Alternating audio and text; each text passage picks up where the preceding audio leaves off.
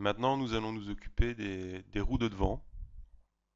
Donc, vous voyez ici, lorsque je déplace mon véhicule le long de la spline, les roues restent totalement droites. On va s'arranger pour qu'elles tournent automatiquement en fonction de la manière dont on avance sur la spline. Alors, pour faire ça, j'ai besoin d'un helper qui va se trouver sur le chemin et qui va avoir une sorte d'avance par rapport au helper qu'on utilise pour déplacer la voiture. C'est-à-dire que j'aimerais bien que ce nouveau helper, qui se trouverait plus ou moins par ici, reste toujours devant le véhicule à ce niveau-là. Pour ça, je vais utiliser un contrôleur script. Donc, je place euh, un nouveau helper, ici un nouveau point.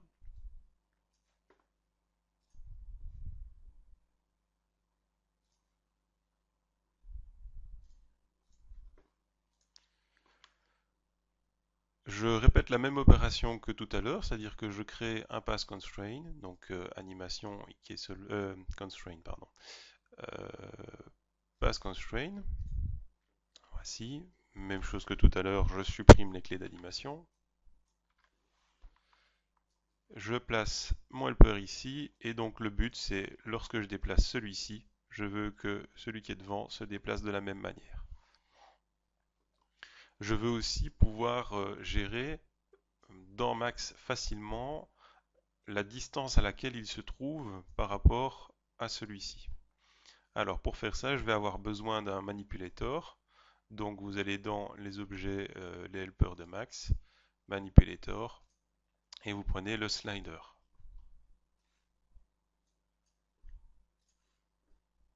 Si vous ne connaissez pas le slider, créez-en un, testez-le un petit peu, vous allez voir, ça vient très vite.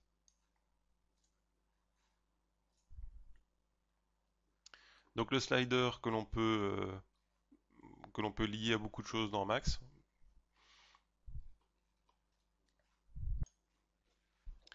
Donc voilà, vous sélectionnez le demi qui est devant, donc celui-ci qui doit avoir une avance. Donc je vais déjà nommer mon slider correctement. Donc je l'appelle avance. Je vais dans le Curve Editor.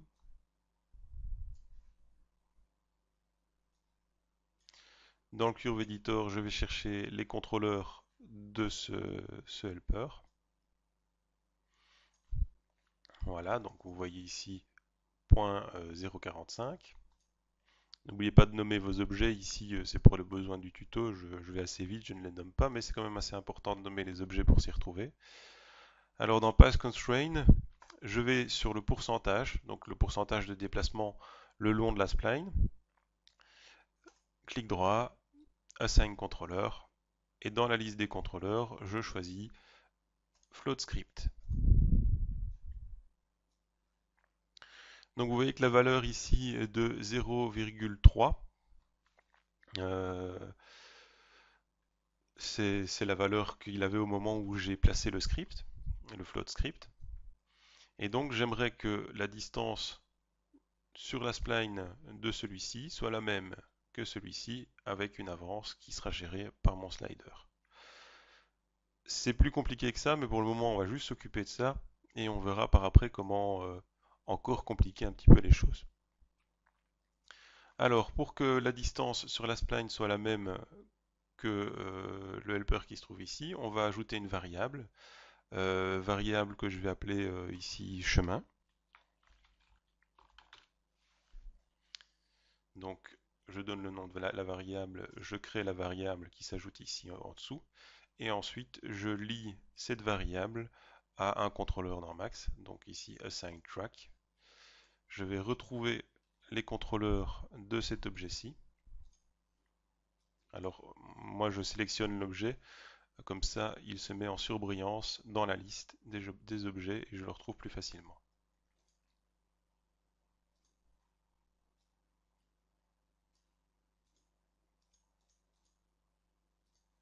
Et je vais lier cette variable chemin avec le pourcentage de déplacement sur la spline de ce helper-ci. Donc vous voyez ici percent linear float dans le pass constraint. Une fois que c'est lié, je pourrais ici tout simplement dire que la position est exactement la même. Donc par exemple, si je mets le nom de ma variable chemin et que je fais evaluate, vous voyez que mon demi se déplace et va se mettre là-bas. Mais étonnamment, lorsque l'on déplace le demi, le nouveau helper, excusez-moi, j'utilise parfois le mot demi à la place d'helper, le nouveau helper, lui, se déplace beaucoup plus vite. Pourquoi? Parce que dans Max, une valeur de 1 est égale à 100% au niveau des scripts. Donc il rentre avec une valeur qui ici est peut-être égale à 30%, et donc de l'autre côté c'est égal à 3000. Donc il faut diviser la variable par 100 pour que cela fonctionne. À ce moment-là, les deux helpers sont exactement au même endroit, tous les deux. Donc il suffirait que je rajoute une valeur fixe pour lui donner une petite avance. Donc ici, je mets plus 0,05, on va dire ça. Et voilà qui est fait. Vous voyez le helper qui se trouve ici. Et lorsque je déplace celui-ci, l'autre reste devant. Maintenant, j'aimerais bien pouvoir gérer cette avance grâce à mon slider qui se trouve ici, pour avoir plus facile, ne pas toujours retourner dans le script. Et donc, je vais supprimer cette valeur fixe que j'ai placée dans le float script et je vais créer une nouvelle variable. Cette variable, je vais l'appeler slider.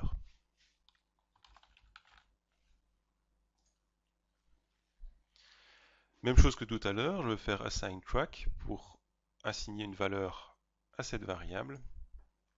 Je sélectionne mon slider afin de le retrouver plus facilement.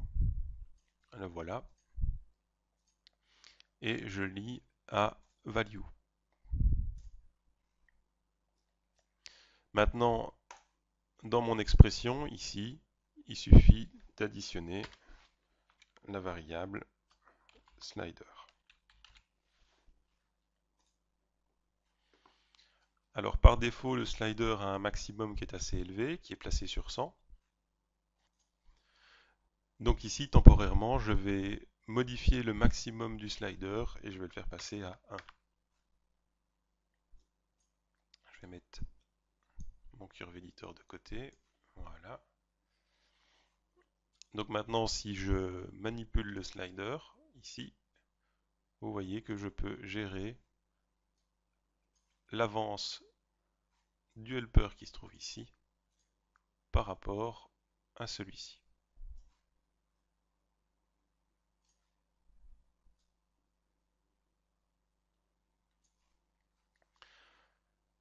Le seul souci, c'est que dans ce système, il y a une petite chose qui nous échappe, c'est le fait que l'on gère le déplacement des objets sur le chemin en pourcentage, ce qui ne tient vraiment pas compte de la longueur de la spline.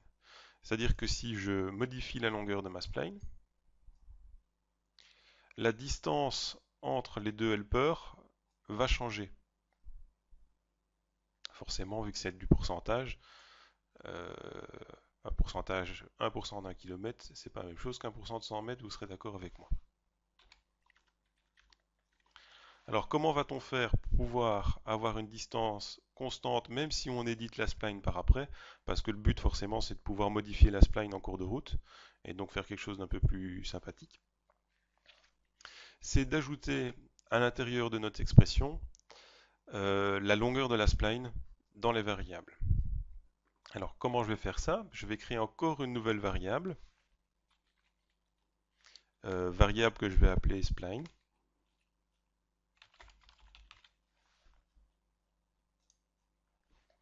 Ici, à la place de faire assign track, je vais faire assign node pour que cette variable soit liée à un objet et pas à un contrôleur. Donc, je lie la variable spline avec la ligne 001 ici, comme ceci.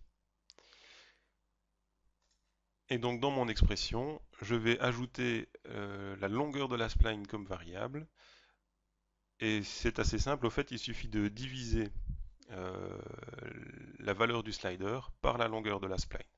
À ce moment-là, vous pouvez même garder un slider dont la valeur maximum par défaut est de 100. Ça fonctionne en général plutôt pas mal. Donc je vais le faire ici. Donc je divise par curve length, ouvrez la parenthèse, le nom de la variable qui est liée à la spline, en l'occurrence ici spline. Evaluate. Je peux replacer le maximum de mon slider à 100 et gérer l'avance de ce helper par rapport à l'autre. Je peux fermer maintenant mon script et vous voyez que lorsque je me déplace, celui-ci a toujours une certaine avance. Alors à quoi ça va nous être utile d'obtenir cet effet? Ça va nous permettre de faire la rotation au niveau des roues. Donc je vais faire ça tout de suite.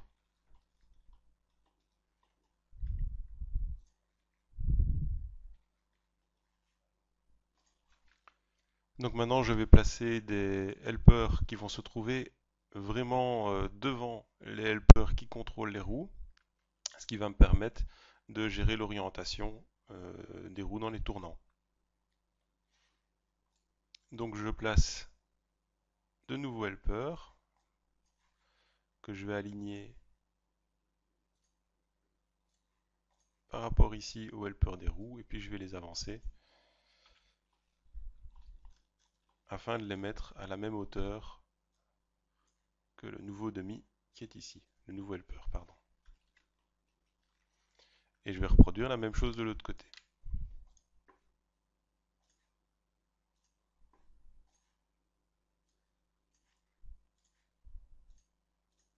Voilà, je vais utiliser l'alignement uniquement sur un axe.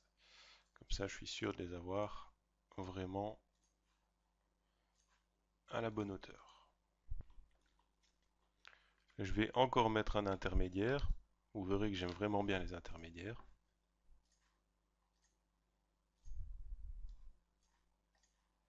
Et juste ici au milieu. Donc, ces deux helpers-ci sont liés à celui-ci au milieu. Et celui-ci du milieu est lié au helper qui a de l'avance. Donc, on obtient cet effet-ci. Voilà. Pour le moment, il ne se passe encore rien avec les roues, c'est normal, on n'a encore rien paramétré. Elles restent bêtement toutes droites.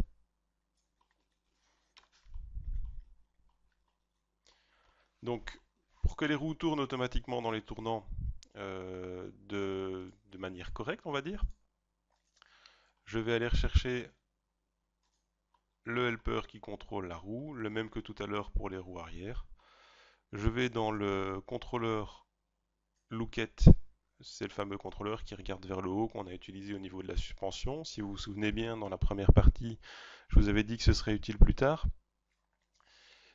Et donc, on va décocher World ici, et on va sélectionner le helper qui se trouve juste dans l'alignement, juste devant, pour qu'il regarde vers ce helper, et on va le mettre en mode Lookit.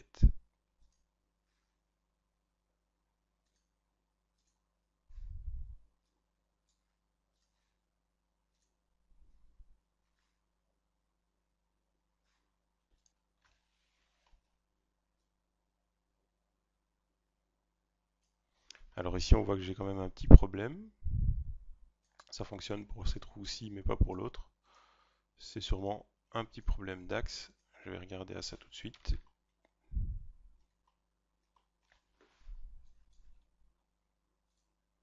Voilà. Il fallait que je place en Z. Donc maintenant, nous avons les roues qui tournent automatiquement dans le tournant. On a toujours un problème, le résultat n'est toujours pas vraiment beau, on va dire, puisque l'arrière a tendance à glisser, à se déporter, ce qui n'est pas intéressant. Ça, on le réglera dans la troisième partie du tutoriel.